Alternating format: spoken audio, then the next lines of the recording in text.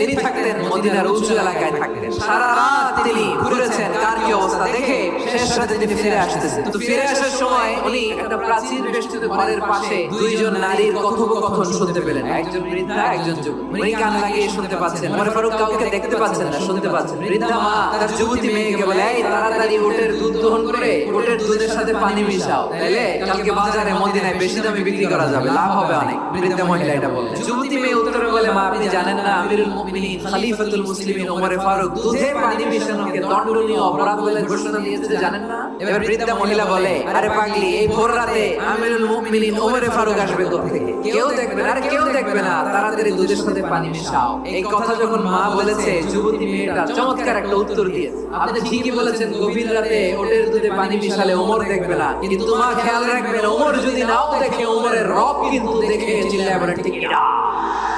This is called taqwa.